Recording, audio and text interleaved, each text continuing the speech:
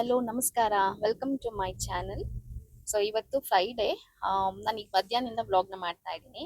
So ಇವತ್ತು Friday ಆಗಿರೋದ್ರಿಂದ ಇವತ್ತು ಈವ್ನಿಂಗು ನನ್ನ ನಾದಿನಿ ಮನೇಲಿ ವೈಭವ ಲಕ್ಷ್ಮಿ ಪೂಜೆ ಇದೆ. ಸೊ ಇವತ್ತು ಊರಿಗೆ ಹೋಗ್ತಾ ಇದ್ದೀವಿ. ಅಂಡ್ ನಾಳೆ ನಮ್ಮ ದೇವಸ್ಥಾನದಲ್ಲಿ ಶ್ರಾವಣ ಶನಿವಾರ ಪೂಜೆ ಇದೆ. ಸೊ ಹಾಗಾಗಿ ಎರಡೂ ಕೆಲಸ ಆಗತ್ತೆ ಅಂತ ಊರಿಗೆ ಹೋಗ್ತಾ ಇದ್ದೀವಿ ಇವತ್ತು. ಅಂಡ್ ಅದಕ್ಕಿಂತ ಮುಂಚೆ ಸ್ವಲ್ಪ ಶಾಪಿಂಗ್ ಮಾಡ್ತಾ ಇದ್ದೀವಿ. ಸೊ ಏನಕ್ಕೆ ಅಂತಂದ್ರೆ ಮುಂದಿನ ವಾರ ಗೌರಿ ಹಬ್ಬ ಇದೆಯಲ್ವಾ. ಸೊ ಗೌರಿ ಹಬ್ಬಕ್ಕೆ ನನ್ನ ನಾದ್ನಿಗೆ ಹಾಗೂ ನಮ್ಮ ಅತ್ತಿಗೆಗೆ ಸೀರೆ ತಗೊಳ್ಳೋಣ ಅಂತ. ಸೊ ಗೌರಿ ಹಬ್ಬಕ್ಕೆ ಊರಿಗೆ ಹೋಗಕ್ ಆಗೋದಿಲ್ಲ, ಯಾಕಂತಂದ್ರೆ ನಾನು ನನ್ನ ತಾಯಿ ಮನೆಗೆ ಹೋಗ್ತಾ ಇದ್ದೀನಿ. ಹಾಗಾಗಿ ಇವತ್ತು ಹೋಗ್ತಾ ಇರೋದ್ರಿಂದ ಸೀರೆ ನನ್ನ ಅತ್ತೆ ಕೊಟ್ರೆ ಅವರು ಹೆಣ್ಮಕ್ಳಿಗೆ ಕೊಡ್ತಾರೆ. ಸೊ ಯೂಶಲಿ ಗೌರಿ ಹಬ್ಬಕ್ಕೆ ನಿಮ್ಮೆಲ್ರಿಗೂ ಗೊತ್ತಿರೋ ಹಾಗೆ ಹೆಣ್ಮಕ್ಳಿಗೆ ತವ್ರ ಮನೆ ಉಡುಗೊರೆ ಅಂದ್ರೇನೆ ಸೀರೆ ಅಲ್ವಾ. ಸೊ ನಾವು ಪ್ರತಿದಿನ ಹೋಗೋದಕ್ಕೂ ತವ್ರ ಮನೆಗೆ ಹಬ್ಬದ ದಿನ ಹೋಗೋದಕ್ಕೂ ತುಂಬಾನೇ ಡಿಫ್ರೆನ್ಸ್ ಇದೆ. ಸೊ ಯೂಶಲಿ ಹೆಣ್ಮಕ್ಳು ತವ್ರ ಮನೆಯಿಂದ ಏನು ಎಕ್ಸ್ಪೆಕ್ಟ್ ಮಾಡೋದಿಲ್ಲ. ಆಕ್ಚುಲಿ ನಾವು ಹುಟ್ಟಿದ ಮನೆ ಯಾವಾಗ್ಲೂ ನಗ್ನಗ್ತಾ ಸುಖ ಶಾಂತಿಯಿಂದ ಇರ್ಲಿ ಅಂತ ಹಾರೈಸ್ತೀವಿ. ಸೊ ಆದ್ರೂ ಎಲ್ಲೋ ಒಂದ್ ಮೂಲಿನಲ್ಲಿ ಒಂದ್ ಸಣ್ಣ ಆಸೆ ಇರುತ್ತೆ, ಅರ್ಶಿನ ಕುಂಕುಮ ಇಟ್ಕೊಂಡು ತವ್ರ ಮನೆ ಬಾಗಿನ ತಗೊಂಡ್ ಬರೋದಕ್ಕೆ ಪ್ರತಿಯೊಬ್ಬ ಒಂದು ಹೆಣ್ಮಕ್ಳಿಗ ಆಸೆ ಇರುತ್ತೆ ಅಲ್ವಾ. ಸೊ ಹಾಗಾಗಿ ನಮ್ ಕಡೆಯಿಂದ ನಮ್ಮ ನಮ್ಮ ನಮ್ ನಮ್ಮ ಮನೆಯ ಹೆಣ್ಮಕ್ಳಿಗೆ ಇದೊಂದು ಉಡುಗೊರೆ ಅಂತ ಹೇಳ್ಬೋದು. ಅಂಡ್ ಇದು ಬರೀ ಸೀರೆ ಅಲ್ಲ, ಆಕ್ಚುಲಿ ಇದು ಸೀರೆ ಗೌರಿ ಹಬ್ಬಕ್ಕೆ ಏನಕ್ಕೆ ಕೊಡ್ತಾರೆ ಅಂತಂದ್ರೆ ಇದು ಹೆಣ್ಮಕ್ಳಿಗೆ ಸೌಭಾಗ್ಯದ ಸಂಕೇತ ಅಂತಾನೆ ಹೇಳ್ಬೋದು. ಸೊ ಯಾವಾಗ್ಲೂ ಹೆಣ್ಮಕ್ಳಿಗೆ, ನಮ್ಮ ಮನೇಲಿ ಹುಟ್ಟಿದಂತ ಹೆಣ್ಮಕ್ಳಿಗೆ ಅವರ ಸೌಭಾಗ್ಯ ಸದಾ ಉಳಿಲಿ, ಸದಾ ಸುಖ ಶಾಂತಿಯಿಂದ ಅವ್ರ ಮನೆ ಕೂಡ ಬೆಳಗ್ಲಿ ಅಂತ ಹಾರೈಸಿ ತಂದೆ ತಾಯಿ ಆಶೀರ್ವಾದ ಕೂಡ ಆ ಉಡುಗೊರೆಯಲ್ಲಿ ಇರುತ್ತೆ. ಸೊ ಈ ಹಬ್ಬಕ್ಕೆ ಆಕ್ಚುಲಿ ನಾನು ಕೂಡ ತುಂಬಾನೇ ಖುಷಿಯಿಂದ ಕಾಯ್ತಾ ಇರ್ತೀನಿ. ಸೊ ಪ್ರತಿಯೊಬ್ಬ ಹೆಣ್ಮಕ್ಳಿಗೆ ಇರುವಂತ ಆಸೆ ಅದು.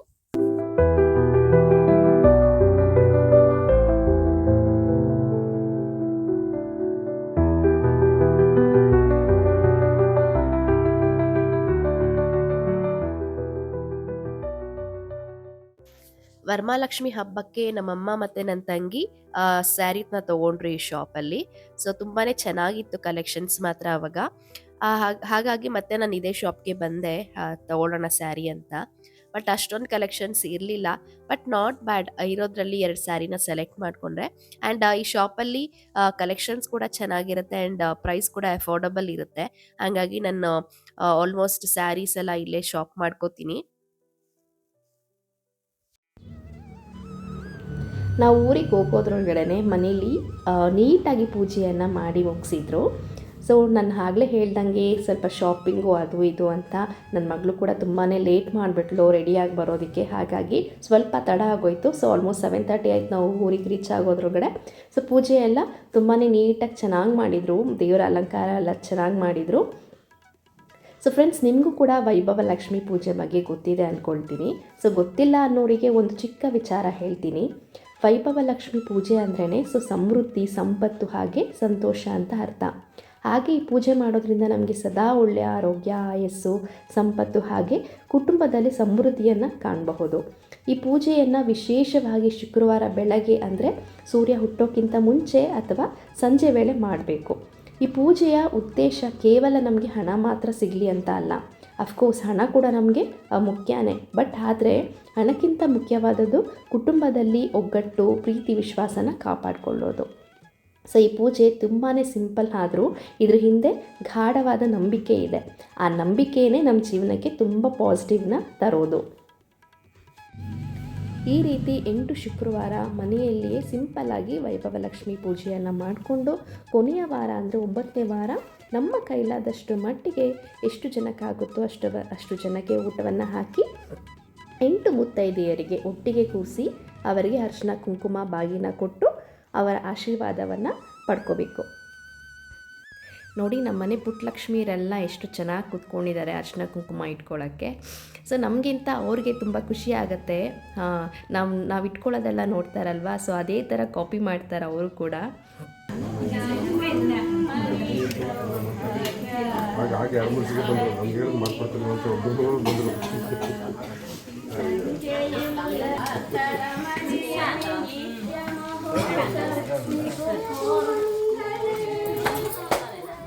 ಇನ್ನು ನನಗೆ ಈ ಥರ ಹಬ್ಬಗಳು ಬಂದರೆ, ಈ ಥರ ಪೂಜೆ ಪುನಸ್ಕಾರ, ಈ ಥರ ಅರಿಶಿನ ಕುಂಕುಮ ಕರೀತಾರೆ ಇಟ್ಕೋಬೇಕು ಅಂತ ಅಂದಾಗ ಬಳೆ ತೊಟ್ಕೊಳ್ಳೋದು, ಅರಿಶಿನ ಕುಂಕುಮ ಇಟ್ಕೊಳ್ಳೋದು, ಹೂ ಮುಟ್ಕೊಳ್ಳೋದು ಆ್ಯಂಡ್ ಸೀರೆ ಉಟ್ಕೊಳ್ಳೋದು ಅಂದರೆ ತುಂಬಾ ಇಷ್ಟ ಆಗುತ್ತೆ.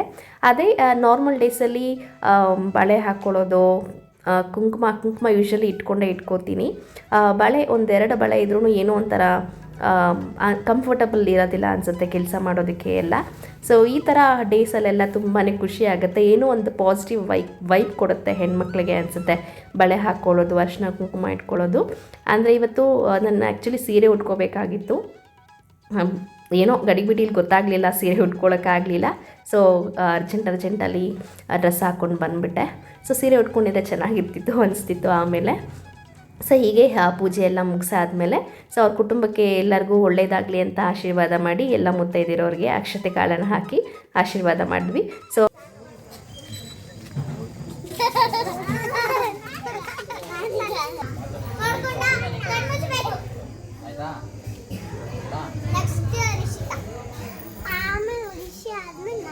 ನಂಬರ್ ಹೇಳ್ತೀನಿ.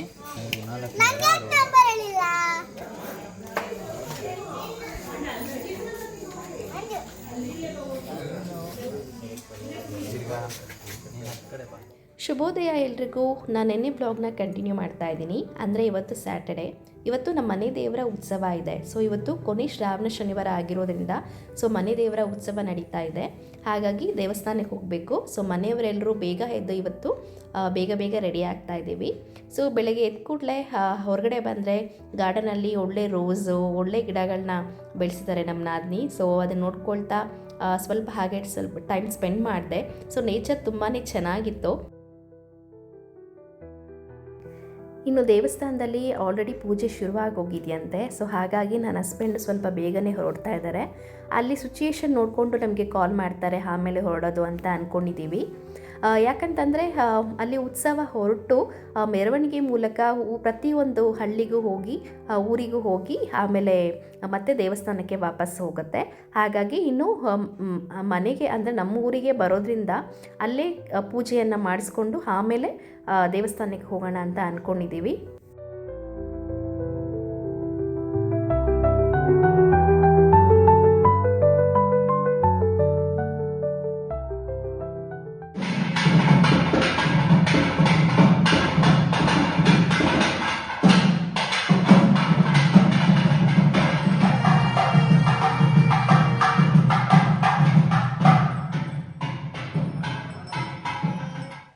ಪಾದ ಅರ್ಪಿತವಾಗಲಿ ಗೋವಿಂದ, ಆಂಜನೇಯ ಪಾದಕ್ಕೆ ಅರ್ಪಿತವಾಗಲಿ ಗೋವಿಂದ. ತಾಯೇವಾಸ್ವಯಸ್ಸವನ್ನ ಪ್ರೇಂತಂತೆ ತಾಯೇನ ಪುನಃಸುವಂತ ರಾಜ್ಯಾಯ ದೇವಸೂರ್ಯ ಸೂರ್ಯೋ ಭಾತಿ ನ ಚಂದ್ರತಾರಕಂ ದೇವೋ ವಿದ್ಯುತೋ ಭಾತಿ ತಥೋ ಯಮಗ್ನಿಃ ತಮೇವ ಭಾತಮನ ಭಾತ ಸರ್ವಂ. ಸೊ ಫೈನಲಿ ಸುಮಾರು ಹೊತ್ತು ಕಾದು ಕೊನೆಗೆ ಎರಡೂವರೆ 3 ಗಂಟೆ ಅನಿಸುತ್ತೆ ದೇವ್ರ ಮೆರವಣಿಗೆ ನಮ್ಮ ಊರಿಗೆ ಬಂತು. ಸೊ ಮನೆ ಹತ್ರನೇ ಪೂಜೆಯನ್ನು ಮಾಡಿಕೊಂಡು ಆಮೇಲೆ ನಾವು ದೇವಸ್ಥಾನಕ್ಕೆ ಹೊರಟ್ವಿ.